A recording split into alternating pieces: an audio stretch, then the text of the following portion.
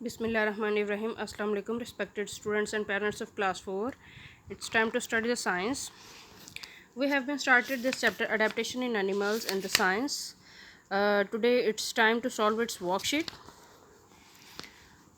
इस चैप्टर को पढ़ने के बाद हम इस वर्कशीट को जो है वो स्टूडेंट्स खुद ही सॉल्व करेंगे, क्योंकि इनके जो हैं वो उस तरह के स्पेसिफिक आंसर्स नहीं हैं जो कि एक टीचर ही बता सकता है। इसको हम कहते हैं सेल्फ रिफ्लेक्शन शीट, कि जो चीज़ बच्चा सोच रहा है हमने उसको इसके ऊपर जो है वो लिख देना है, बच्चे की क्या राय है वो लिखनी है, ठीक है। इसलिए इसको सेल्फ रिफ्लेक्शन कहते हैं, कि यानी कि अपने आप का जो आईना है, ठीक है ना। तो इसलिए इसको जो है वो स्टूडेंट्स खुद सॉल्व करेंगे। मैं आपको बता देती हूँ कि इसको किस तरीके से सॉल्व करना है। अपनी नीट नोटबुक लीजिए साइंस की, उसके ऊपर जो है वो सेल्फ रिफ्लेक्शन शीट नंबर 3 लिखिए, ठीक है ना। तो नीचे क्वेश्चन नंबर 1 है वो लिखिए। यहाँ पे उन्होंने ब्लॉक्स तरह बनाए हुए हैं डिफरेंट स्टाइल्स में, तो ज़रूरी नहीं कि आप ब्लॉक्स बनाएं, आप सिंपली भी क्वेश्चन नंबर 1 लिख के या पॉइंट नंबर 1 लिख के, ठीक है, उसके नीचे उसका आंसर लिख सकते हैं। Just like question number 1 is that the things I like the most in topic, कि ये जो अडेप्टेशन इन एनिमल्स चैप्टर है इसमें से सबसे ज़्यादा कौन सी चीज़ जो है वो स्टूडेंट को पसंद आई है वो लिखिएगा, कि इस पूरे चैप्टर की रीडिंग और क्वेश्चन आंसर्स ये सब कुछ करने के बाद कौन सी चीज़ पसंद आई। Question number 2, things I already know, इसमें से वो चीज़ें लिखें जो पहले ही बच्चे को पता थी, ठीक है ना। ये चैप्टर पढ़ने से पहले ही कुछ चीज़ें बच्चों को पता होती हैं, उनका प्रीवियस जो नॉलेज है उसके अकॉर्डिंग आप लिखेंगे कि क्या जो है वो बच्चे को पहले ही पता था। Question number 3, things I want to know more, ऐसी चीज़ें जो मैं और मज़ीद जानना चाहता हूँ। Just like questions in your mind, इस चैप्टर को पढ़ के आपके माइंड में, बच्चे के माइंड में क्या क्या क्वेश्चंस आए, तो वो आप यहाँ पे लिखेंगे कि कौन कौन सी चीज़ के बारे में मज़ीद आप जानना चाहते हैं। और सिर्फ इसको लिख ही नहीं देना, बल्कि आप मेरे से पूछ भी सकते हैं। इसको व्हाट्सएप पे मुझसे रब्ता कीजिए और आप मेरे से उन क्वेश्चंस के आंसर्स पूछ सकते हैं। Question number 4, things I learned for the very first time, ऐसी चीज़ें जो मैंने पहली बार देखी या पहली बार लर्न की, वो लिखेंगे।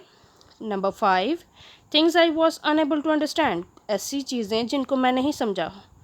इस चैप्टर को पढ़ने के बाद कुछ चीज़ें आपको समझ में नहीं आई होंगी, तो आप जो है वो भी यहाँ पे लिखेंगे, और ना सिर्फ लिखेंगे बल्कि आप मेरे से पूछेंगे भी कि कौन सी ऐसी चीज़ें हैं जो आपको समझ नहीं I still. Last one, things that can I do for animals, कि ऐसी चीज़ें जो कि ऐसे काम जो कि मैं अब जानवरों के लिए करूँगा, वो लिखिए।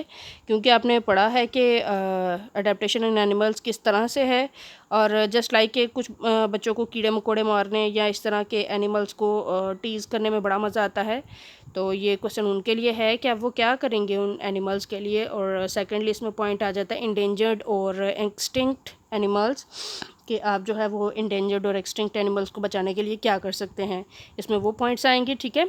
तो वो आप खुद से लिखेंगे कि हम क्या कर सकेंगे आगे या क्या करूँगा, इसको इस तरीके से आप सॉल्व करेंगे।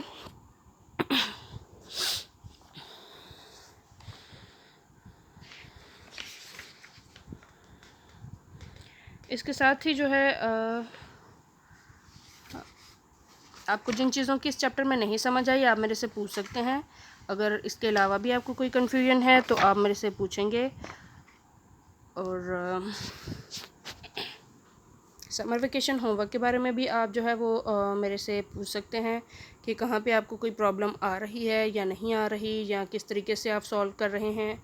मशवरा भी किया करें। समटाइम ऐसा होता है कि हमें लग रहा होता है कि हम बिल्कुल सही जा रहे हैं, लेकिन टीचर की गाइडेंस और मशवरे के बगैर जो है वो मिस्टेक हो जाती है, ठीक है ना। इसलिए जिसमें आपको थोड़ी सी भी कन्फ्यूजन हो जिस काम में, आप पहले मशवरा करें फिर उसको सॉल्व कीजिए। इसके साथ ही हम जो है वो नेक्स्ट वीडियो में मिलेंगे इंशाल्लाह। अल्लाह हाफ़िज़।